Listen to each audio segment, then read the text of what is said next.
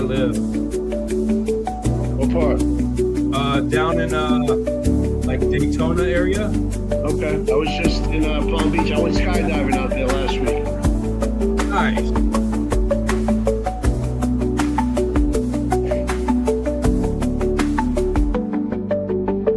So I moved from Daytona to the west coast of Florida. So like Daytona to right above Claremont, Tampa, about an hour north of Tampa.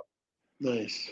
Welcome to Rock and Recovery. I'm your host, Jay. Today's special guest, former addict, recovering addict, friggin' a speaker. I want to welcome Joe Rivera. Hey, Joe, how's it going? Hey, what's up, man? Thanks for having me, brother. Thank you for being here. Thank you for taking time out of your busy schedule. It looks like the weather's kind of cold where you're at. Ah, man, the weather's definitely cold. I'm in New York, man, so it definitely gets cold up here around this time of year. But we got the holidays coming up. I don't know when you're going to be releasing this, but the holidays are coming, so that's always a great time in New York. I mean, even though the weather's cold, it's gorgeous out here as far as like the environment, the atmosphere that goes on, and the city, I mean, is just buzzing this time of year. You know what's funny is I'm in the state that all the New Yorkers flee to during the winter. Say that again? I said I'm in the state that all the New Yorkers flee to during the winter. Yeah, Down here yeah. in Florida, right south Florida's now. definitely a lot of the snow. We snowboard up there. I just got back from out there. I was there last week, went skydiving, and but I had to make it back to be around family for the holidays and all that good stuff. Awesome. Well, I just want to let you know that thank you for being on the show. And I'm here to spread the message of hope. And that for me is hold on, pain ends. And I've got you up here. I want you to tell your story and just whatever you're comfortable with sharing. And we'll just go from there. Absolutely, man. So I went from Park Avenue to Park Bench. I was emotionally, financially, and spiritually bankrupt. I lost everything. I even almost lost my life to substance abuse. I was 25 years old, making 7 figures a year. I should feel like I'm on top of the world at this point. But 7 figures a year? Nah, that ain't good enough. Because I live in a world with a belief system of never enough. I want more. I want 8 figures and 9 figures. I'm chasing that fast life. And at this point in my life, being spiritually bankrupt, money's the only higher power that I know. I'm willing to do whatever it takes to make more money. I'm putting in late nights at the office one evening, and this dude, we call him Johnny Connect. We call him that because he had the connections to get his hands on anything you can imagine. Keep in mind, we're in New York, so this dude swears that he's part of the mafia. He sits down at my desk and he says, "Hey, Joe, you think you're a top producer now? Take this little round pill and forget about it. You're going to produce even more." Wall Street is also known as Drug Street, and everybody's doing some kind of drug. I'm already smoking weed, drinking, or having some kind of mind-altering substance in my body every single day for the past 15 years at this point. So I said, fuck it, why not? And that's when I got introduced to opiates. And that's when my battle with substance abuse took off to the next level. My life goes dark and becomes completely unmanageable. I'm risking my life every single day. I overdosed twice. Wow. The last time, it took 6 cans of Narcan to bring me back to life. 6 fucking cans of Narcan. That same night, I'm laying in the hospital bed. I wake up. I pull the EKG electrodes off my body. Leave the hospital against medical advice.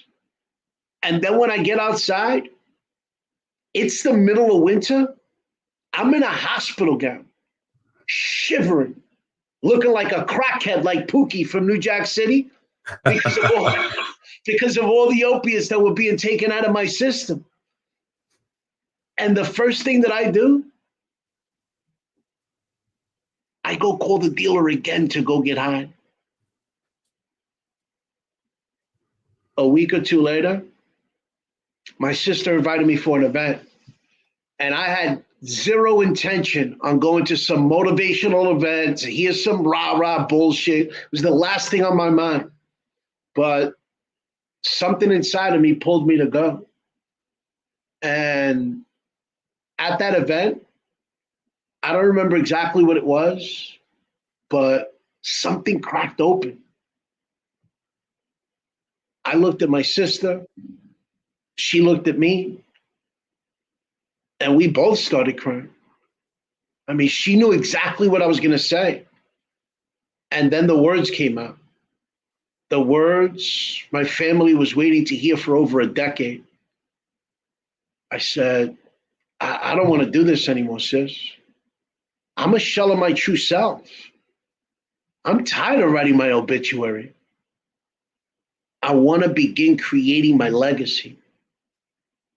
And after that, I made the most important decision of my life to go get sober, bro. You know, my story is not unique. Many people struggle with vices. You know, mine was drugs and alcohol. Someone else could be gambling, sex, shopping, overeating, whatever that vice is. It interferes with us being our true self by having us isolate, not being fully present. It creates character defects. For some, life may become unmanageable. They may lack direction. Some people lose motivation in their self-esteem. I promise you though, man, you don't got to live like that, child. There's a better way to live life. And I'm living proof. But it's not an overnight success. I mean, it took me nearly a decade to regain control over the steering wheel of my life. Over the years, I had a lot of coaches, did a lot of self-help programs. Some have worked, some didn't work. However, I was able to build together some powerful details that helped me build a foundation to create my own destiny. You know, I used to live an unmanageable life, man, where I lacked direction, didn't finish things that I started. I couldn't get out of my own way. But today, I live an incredible life where I know the direction I'm going. I know what my goals are. And when I start something, I finish it. And today I'm able to shatter those goals because I built a reliable, repeatable, and transformational system that helped me create wealth financially, emotionally, and spiritually, man. How big was that change for you? That so you're on top of the world, basically living the dream lifestyle for some people, and I think you hit the nail on the head. It's the addiction of more. You know, as an addict, as an alcoholic, it's always more. Let me get more. Let me get more. And so I think maybe success was also can be an addiction. Oh, without a doubt, man. Success was a huge addiction for me. And you know what? Like it still is, but I've learned to turn it upside down on its head and use it towards my advantage now, where success isn't my driving force. It's not my driving value. You know, I've learned to reset my value system along this way, where now success, while it's still important to me, right? But spiritual alignment comes first in my life. Because without that, I can't have success on my own terms. I've learned to create success on my terms now, not on life's terms, on my terms. What does that look like for the newcomer coming in, the person that's, you know, thinking about it, the person that you were before, you overdosed a couple times, flatlined a few times, and still that wasn't enough.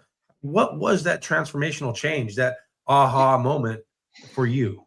So, man, I learned that putting the drugs down, it was the easy part, bro.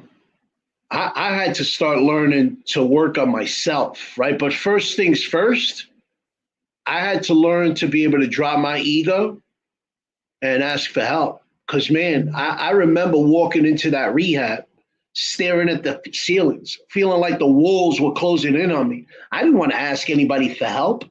I didn't want to share my story, my failure, my shame. Because asking for help, it felt like another loss, another hit to my ego. But the truth, My ego was the very thing keeping me in that vicious cycle. So I took the first healthy risk of my life and I raised my hand. I walked into those rooms where men called each other out on their bullshit and wouldn't let me hide behind a perfect story. I listened to the dude who had 30 days sober. I listened to the guy who was in and out of rehab 10 years in a row. And I listened to every single story in between. And I borrowed their hope until I could find my own. And Jay, that's when it hit me. My network, it wasn't just support, it was survival. Fast forward, I get out of rehab, I start rebuilding my life, and I started chasing success again.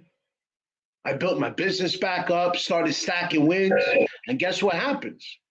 That old voice of the ego came creeping back up. We all got a voice of the ego. Mine was talking about, you got this, homie. You don't need nobody. You done built multi-million-dollar business after multi-million-dollar business. You don't need somebody to tell you how to be successful. But I You knew can better. handle this. You can manage this. Yeah. But I knew better this time. So I took another healthy risk, stepping into rooms with a bunch of people making 10 times more than I was. Rooms where I wasn't the alpha. Rooms where I had to drop the ego and admit, I don't know everything. I'm here to learn. I didn't just show up for the business strategies. I showed up for the mindset, for the energy, for the stories. I started asking questions that made me sweat. I started having conversations that punch holes in my comfort zone. And that's when it hit me. My network is my net worth, not just in dollars, but in direction, in discipline, in destiny. I realized that taking those healthy risks, asking for help, getting uncomfortable, stepping into the unknown, that's what builds real wealth. Wealth of spirit, wealth of mind, wealth of impact. So for your audience, if you're sitting here thinking you could outwork this world alone, outwork your addiction alone, you're already losing because your next level, it's locked behind a door called community. And the key, that's your willingness to be seen. I'm talking fully seen. I took that healthy risk and it turned my pain into power, my story into service, and my network into a launch pad that I never even knew I needed. That's how I went from crawling alone to commanding rooms. That's how I built my true comeback. Something happens when you let your guard down and you allow real support in. You strip away all the noise, all the distractions, and the masks, they come off. And what's left? It's that raw, unfiltered reason you're here in the first place. It's your why. How hard was it? How hard was it to actually let down your guard and be vulnerable? I know because a lot of any guy that's grown up any time in the before 2020 is always told, suck it up, you got this, man up, you can do it. You don't need So, how man, big is I that mean, attitude adjustment? vulnerability was tough in the beginning because of what you're talking about, because of being raised in a Latin heritage too. The man's the man of the house, and that machismo comes oozing out. Even though I was raised, my mom and a bunch of women around me, it still was in me because hanging out with the fellas, it was like it wasn't okay to cry. It's not okay to show your feelings. You know what I mean? It's suck it up. Take that in and accept it. You're not allowed to talk about how you feel. So coming into a rehab and having to be open and vulnerable, that was the last thing I was thinking about. You know what I mean? I didn't want to share anything about my story. I was like, all right, I'm just here to get sober and that's it. But I learned the power of vulnerability, because vulnerability is not a weakness. On the contrary, what it is it's a superpower. But it took work. Because, like I said, I learned that putting the drugs down was the easy part. I had to peel back the onion and take stock of who I was. I had to learn to be able to look into the mirror and apologize to myself for the damage that I caused, or the self-destruction, or the pain, the agony. I had to learn to be able to forgive myself. I had to learn to be able to change my mindset. I had to change my identity. And that's when I realized that I'm not a victim of my circumstances and conditions. They don't control my destiny. I do, because I'm a spiritual being living a human experience, and I can do anything I put my mind to. And once I started being able to be a little more open, a little more vulnerable, a little more courageous, things just started to open up. And I started to realize that, man, I actually can change. I actually can change, and I can help other people out there who need to make change also. And I'll never forget, because after getting sober and coming home, I was able to build another multi-million-dollar business in the financial industry. And even though I was crushing it and living this incredible life, something was still missing. And God kept nudging at me and pulling at me, telling me that my journey is not complete and that I had more to accomplish in life. And for years after getting sober, I kept asking God, man, how do I give this back to you? I can't give it back to you in a physical form. You don't exist physically. There's not enough thank yous in the world to express the amount of gratitude that I have for you saving my life. Not just the 2 times that I overdosed. What about all those times that I drove home and don't remember how I got home? Or those times where I was in a hotel room where I should have ended up dead, but I walked out alive. Those aren't coincidences. Those are God incidences. And through this journey of personal development and sobriety, I learned the big difference, and probably the biggest key for me to get sober and stay sober. I learned the big difference between religion and spirituality. And I learned to build a relationship with my higher source, whether you call it God, the universe, the infinite intelligence, whatever you believe. And I realized that building a relationship and understanding that there's something greater than myself to help me unlock my fullest potential is vital for success. But I also learned that spirituality is about being able to sit with myself and connect with my thoughts and connect with God when he connects with me through different avenues of life or through that still voice. And as I kept asking the question of how do I give this back, that still voice got stronger and deeper. And God kept telling me, you know that story that you got inside you? The one that I saved your life for? That story don't belong to you. I didn't give you that story for you to hold it inside. I gave it to you so you go out there and create impact with it. You hold that story inside, you're just being selfish. I didn't create you to be selfish. And Jay, that shit hit me like a ton of bricks, bro. And that's when I said, enough's enough. I'm not going to argue with the man upstairs because I'm not going to win that battle. Yeah, absolutely not. And I do. That's why I do what I do. Also, it's because we're all here for a purpose, and our purpose we may never understand our purpose. We may never realize our full potential, but somebody does. Somebody does. Yeah, man. And another thing I've learned how to do is live in the present. I'm not looking at the future. I'm not looking at the past. I live in the present. I stay grounded in the present. Is that a big issue for you too? Is just living today for the greatness of today is?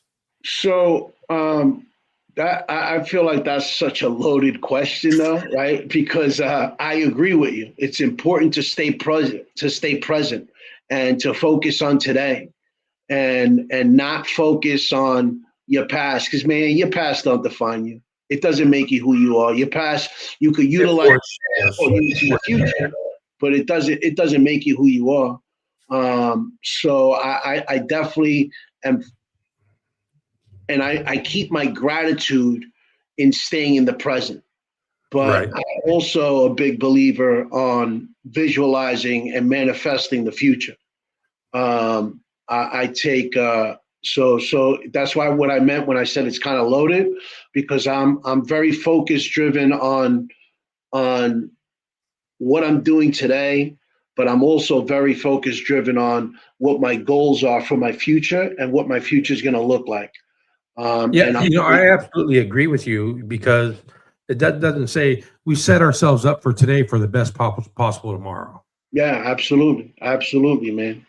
So yeah, but staying present is vital for your success because it's about being able to, number one, it helps you with focus, and it helps you really be grateful for what you have in the moment and not get caught up on things that you don't have up until now. Right. Uh, And Early on in your sobriety journey, in your recovery, did you you know I want to say do the whole comparison? Look at this person; he's so much further than me. He's so much better off. Or did you do any of that in your recovery? I mean, I think that comparison definitely played a role at one point. And it could, I just want to be clear to everybody out there also how comparing yourself to others could fucking destroy you in so many ways. So many ways. So there's a big difference in wanting what someone else has so that you could better your life. And that's a way to grow. But when you start focusing on it and allowing it to bring you down, that's where it starts the destruction. Because I do know that, man, this guy's got 30 years sober. How could I ever fucking get to that point? This guy's fucking, this guy keeps fucking up his life, man. Imagine what that could be me too. So things like that, comparing yourself in ways of wishing that you have what someone else has, or comparing yourself being better than someone else will destroy you. But when you look at someone and you say, man, this guy's got 10 years sober, there's something about him that I want to learn from him. I want to learn and grow from that person. That's a different kind of comparison, right? I agree 100%. So it's really being conscious and aware of where your comparisons lie and how you're utilizing them to compare yourself to other people. What was one of the biggest things that you did in early recovery to keep you sober? Uh, I hit a meeting every day. I'm part of a 12-step fellowship. And for me, I mean, the most important piece to my puzzle was being spiritually connected and grounded, without a doubt. And that's still till today is what keeps me sober the most and giving it back.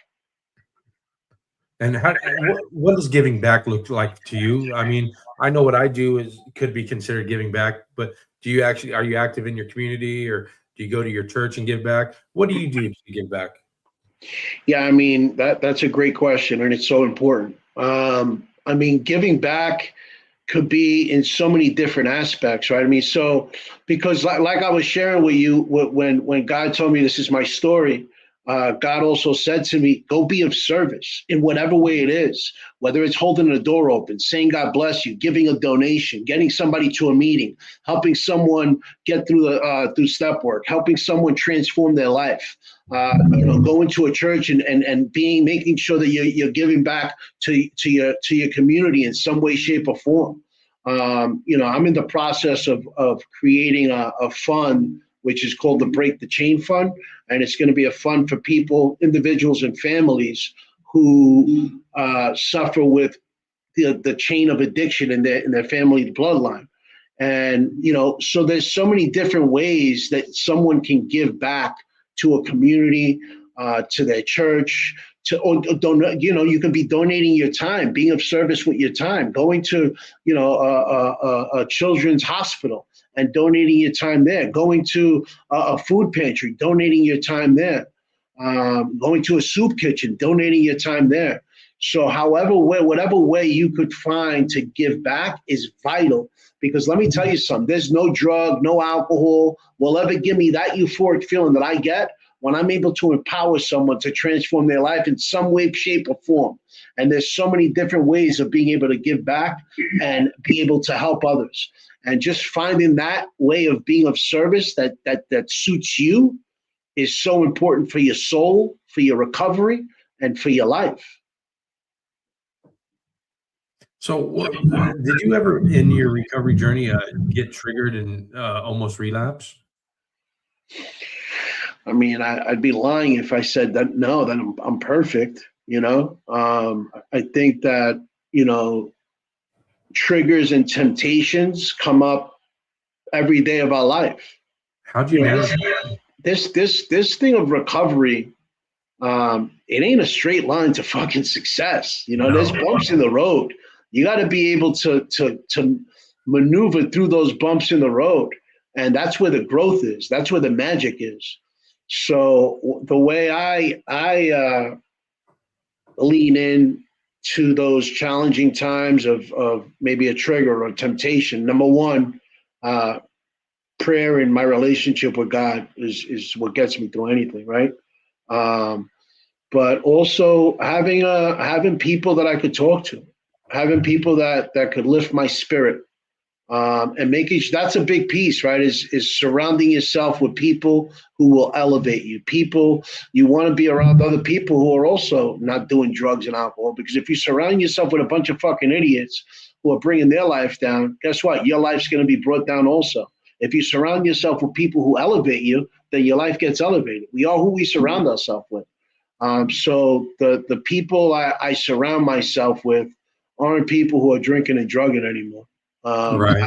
I don't put myself in those situations. I mean, listen, is there times where I'm out and other people are drinking or something? Yeah, but I also have my I'm also protected because of the relationship today that I have with God, that I could put myself in a situation where I could get out of it if I'm there. I don't have to stay there. I don't get triggered to a point where I'm like, shit, you know what? A bunch of people are drinking by the bar. Now let me drink by the bar. I mean, listen, man, to keep it completely transparent, there's days where I'll sit down by the bar and I'll sit down, I'll have a meal, I'll have a bottle of water, and I could communicate with people around me because I'm comfortable in my own skin today. I'm comfortable in the man that I am today. But it takes time to get there. It's not. I'm not telling somebody come out of fucking rehab and go sit by the bar by And then go yourself. sit by the bar, go You know back what to I the mean? trap No, it house, and don't you're work like okay. that. Yeah, you got to go and build your armor around you. Build your recovery, build your confidence in your recovery, and then you'll be able to live normal. You don't have to live abnormal. It doesn't mean because you're out there in recovery that your life has to drastically change where you can't do things that you wanted to do, that you want to do, right? Like I enjoy going and sitting down by myself and having dinner. I do it once a week for self-care, and I connect with God that way. I look at it as, man, I'm having a meal with God and I'm connecting. And I could do it sitting at a bar. I could do it sitting at the table with myself. But I enjoy being around other people. So sometimes I'll sit down and just eat and have a couple of glasses of water, and then I'm out. I'm leaving. Everybody else can stay and party and do what they got to do. I'm leaving. I don't have to be around that environment. I know when it's time to go. So, in the biggest phase of your active addiction, what was going through your head, at the time? Or can you even recall what was going through your head at the time to make you want to keep using? Fear is one. Um, so I remember I had a fear of what life would be like without drugs. I couldn't imagine life without having some kind of mind altering substance in my body every single day. I remember going to on my way to rehab, and I'm in the car with my sister, and I asked her if we could stop so I could use a Starbucks bathroom. And when I got into that bathroom, Jay, I had no intentions on doing a number one or number two. All I really wanted was to get high one last time before rehab. I'm in that bathroom stall with a needle in my hand, and I'm ready to shoot cocaine and heroin into my arm. I'm not thinking about the fact that I'm risking my life. I'm not thinking about the fact that my sister might be stuck outside waiting in that bathroom because I died. I'm not thinking about the fact that my kids might never see their father again. Nah, all I'm thinking about is myself. Yeah. How fucking selfish. And I got all these fears running around inside my head. I got a fear of the withdrawals I'm going to go through because I didn't have opiates in my system anymore. I got a fear of going to a rehab for the first time, being open and vulnerable. I got a fear of life without drugs because it's the only life I knew for 15 years. And I became a shell of who I truly was.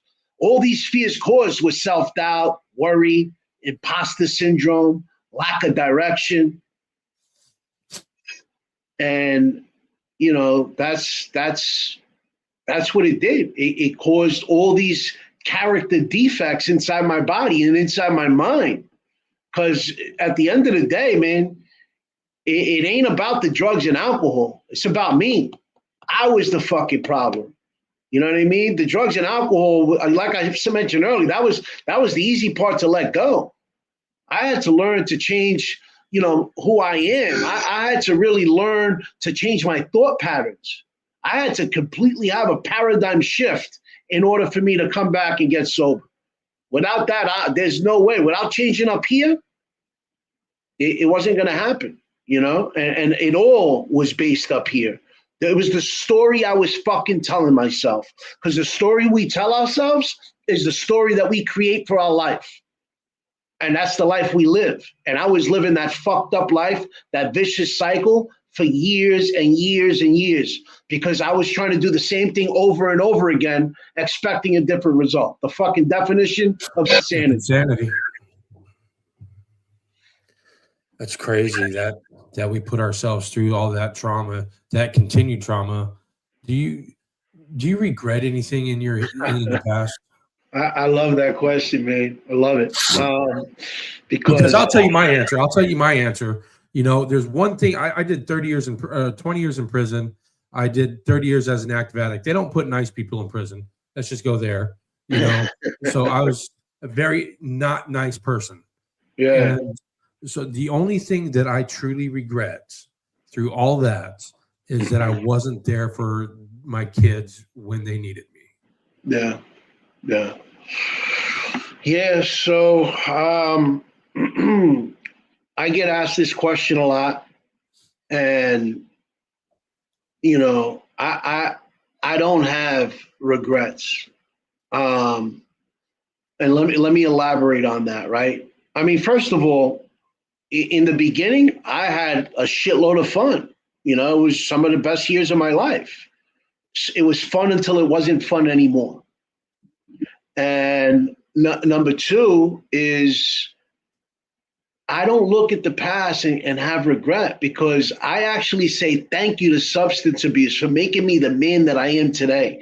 Thank you to substance abuse for bringing me closer to God and giving me this incredible relationship that I have today with today. I mean, listen, man, I was born and raised Catholic, but I completely lost my way. I didn't even know what a relationship with God was. I thought it was saying Our Father, Hail Mary, and asking for forgiveness. But going to confession once every few months. Confession every few months between me and a fucking priest, where I got to talk to somebody else in order to have this connection that I have today, which I don't need nobody in between that. And I say thank you to substance abuse, because it gives me the platform that I have today to be able to give this back.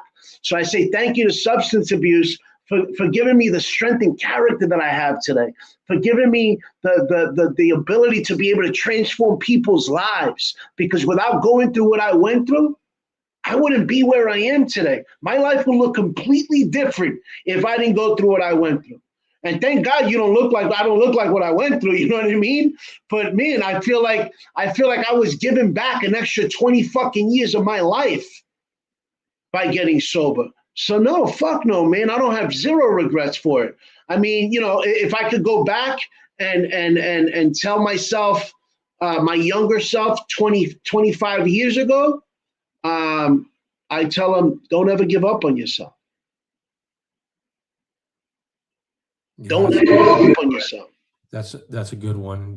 I don't regret anything that I had to go through, because like you said, it brought me to where the place I am now. And what I do regret is the absenteeism with my kids. The only thing that I regret, they didn't have that male role model, growing up. So that's the only thing, the hurting people. I felt bad. I didn't feel bad at the time, Yeah. uh, the Yeah. the acts, whatever the being mean part, being a dickhead part, I can look back on and say, yeah, that was stupid. That put me in prison, or that did Right. this, or that did that. But I don't dwell too much in the past, No, you shouldn't. You shouldn't, because because when we dwelling on the past, it's just going to give you that draining catabolic energy. yeah, the depression is the past. Anxiety is too much in the future. That's why I say, stay grounded in the present. Because Yeah, it's a gift. absolutely. The present is a gift. That's why it's called the present. Yep, You know what I absolutely. mean? So 100%, man. And and you listen, man. Your situation, as far as regret, is a little different because of the fact that you had prison and you weren't able to be there physically for your kids. So I mean, Even I when I was out of prison, in active addiction, I wasn't there present. yeah. So I was too wrapped up in myself and the friggin' the drugs. Yeah, no, listen, I So hear you, man. I thank God that I'm blessed to have an incredible relationship with my kids. I was never an absent father, and I'm grateful for that. But I could have been more present, 100%, because of drugs and alcohol. It didn't allow me to be my true self, to who I am, and to be fully present. Even though I was there was moments where and shit. I mean, I was fucking nodding out, fucking just disaster. You know. because we unfortunately that's the thing about addicts is we will choose everything, the addiction over everything. Yeah, yeah, 100%, man. It'll eat you the fuck up, man, without a doubt. That addiction is not fucking. It's not pretty. How Um, long did it take for you to start getting your feelings and your emotions and being able to regulate them, get all that power back in I was recovery? gonna How say long did that take? the feelings and I was gonna say, before you said regular, I was gonna say those feelings and emotions came back the day the drugs were out of my system, but they were not regulated at all. I was out of fucking control, man.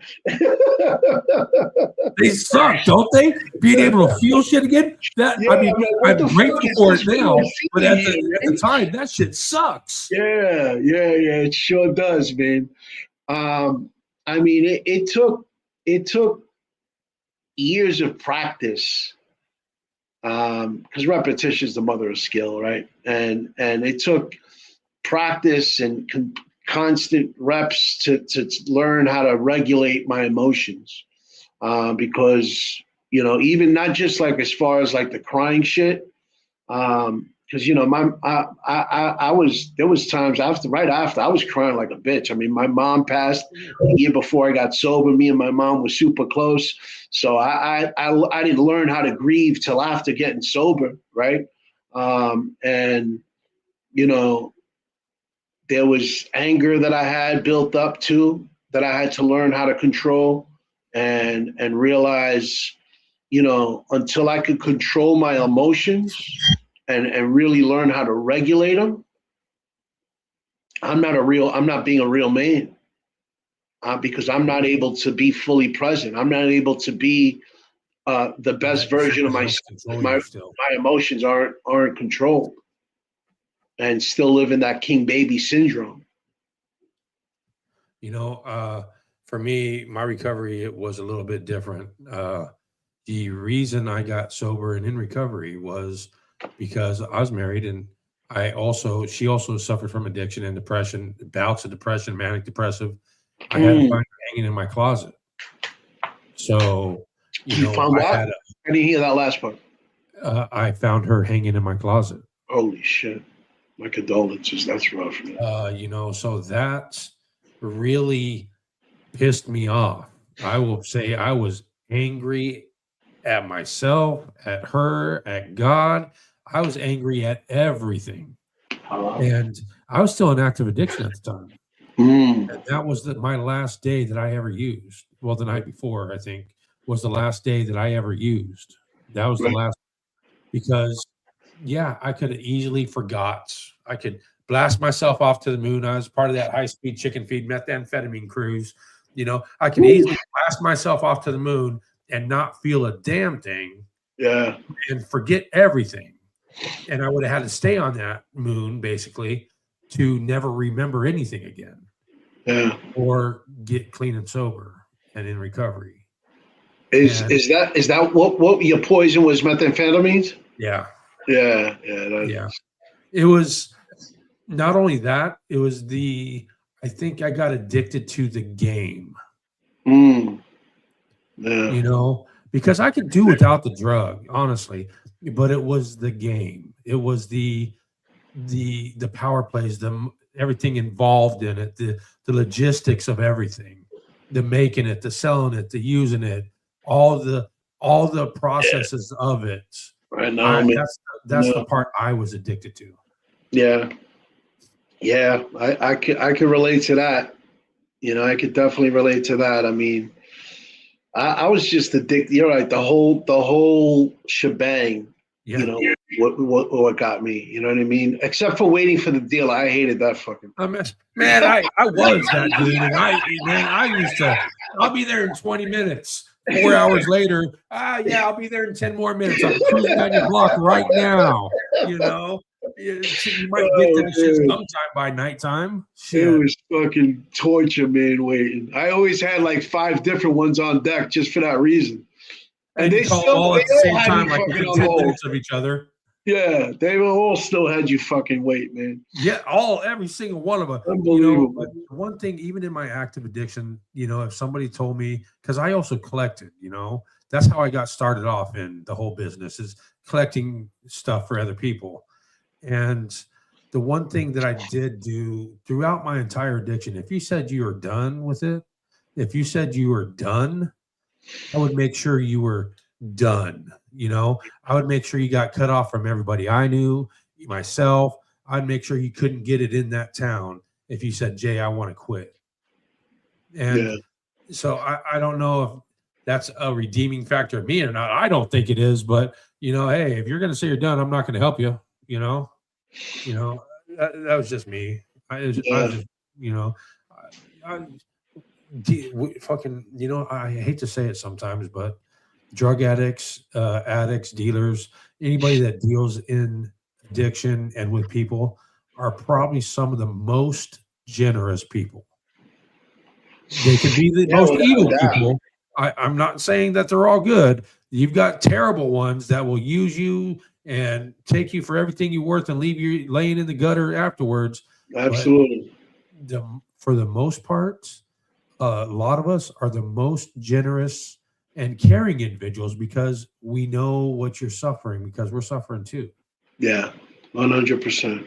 I couldn't agree with you more. There's a lot, because you learn also the importance of being of service when you get sober. Yeah. And given this gift that we've been given back. So it's hard to be a person who gives back and wants to be of service, but you're not generous. It doesn't really go together, you know? So Yeah.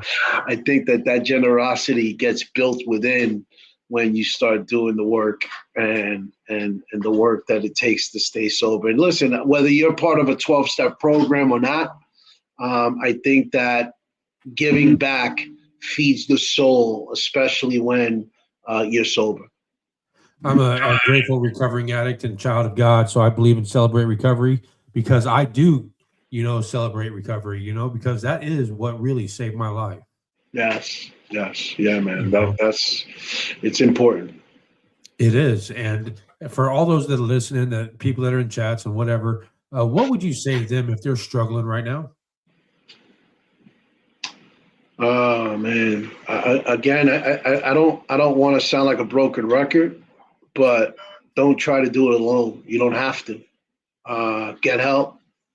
Don't be afraid. Don't let the ego get in the way, man. The ego that shit'll destroy you. Ego stands for etch God out, man. Don't etch God out. Your higher source, whatever you want to call it, universe, infinite intelligence, whatever it is that you could connect with. But you don't have to do it alone. Latch on to number one, a higher source greater than yourself.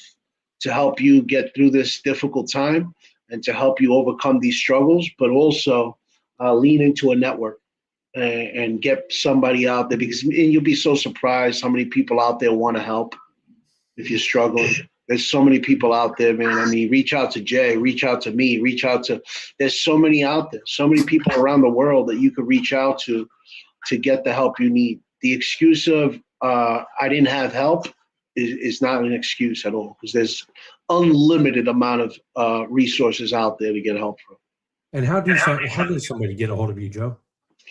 So you can find me on Instagram, YouTube, Spotify, LinkedIn. I'm on all the platforms under With Joe Rivera. The website is withjoerivera.com as well. And yeah, man, you could always reach out to me, and there's no way that you can't get in contact with me. And one last question. If you want anybody to take anything away from this conversation, what would that be?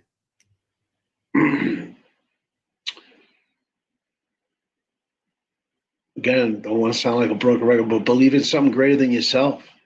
Yeah. Because that's my key to success in everything I do.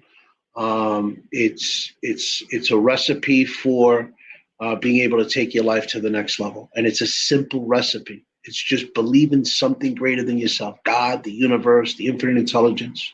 Believe in that. Believe in that's going to help you, take your life to the next level. Because, there's going to be fucking bumps in the road. Shit's going to get fucked up. But learning how to navigate through those bumps in the road is vital for your success. And the way you're going to do that is by believing something greater than yourself to help you navigate through those bumps in the road. And I also have a gift that I want to give away to your audience. If you DM me the word code, CODE, on Instagram, I'll send you over a free gift of my comeback code. In it, you're going to get the 10 laws of the comeback, raw, no BS. We're talking mindset rewires that pull you out of survival mode and back into leadership. You're going to get the 72-hour reset protocol. It's short, savage, and spiritual. This gets you edged back real quick. You're going to get the 6-minute audio drop of yours truly snapping you out of the fog whenever it comes up, because we all get into that fog. And you're going to get the self-sabotage expose sheet. It's the habits you've been sugarcoating, exposed with ruthless clarity so that you could kill them at the root. So, and what's that code again? Code it's the word code, CODE, on Instagram. All right. You heard him, Joe Rivera. If you want his program and the help from him, DM him on With Joe Rivera on Instagram, and DM the word code, CODE. And it's the name of the gift is the comeback code. Goes with it. So the comeback is possible, yeah. Hey, from the gutter to the freaking high rise, hey, we do come back, and our comeback's always greater than our freaking setback. I'll tell you that. The comeback story is always better than the setback story, and that's the truth. Absolutely, man. We got to get you on my podcast, the Reforge Your Life Show with Joe Rivera. It's based off business leaders and entrepreneurs who've overcome adversity to create their own comeback story. So we got to get you on it, Jay. Absolutely. I'll be on there. I don't have a problem with that at all. Let's do it, man. Let's do Joe, it. I want to thank you for taking time out of your day and speaking with us today. And I really appreciate that. And I'm grateful for you, and I'm proud of you.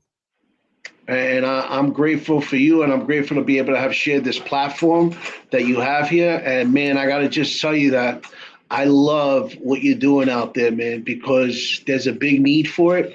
There's a lot of people out there who are struggling, and them having a platform like you're doing here with Rock and Recovery, man, is really helping people be able to see that they don't have to do this shit alone. They don't have to go through, the loneliness that comes with going through battling addiction, because there's shame involved. We don't want to be able to tell other people what we're going through. But you doing what you're doing here at this platform is being able to help people realize that, man, you know what? I don't have to do this alone. There's another way. So keep doing it, brother. I love what you're doing out here, man.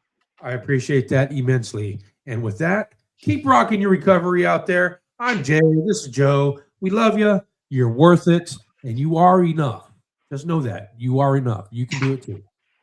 Yes, man. I love that. You sure are enough, man. Stay And productive, on stay that, purposeful, stay blessed. we are gone.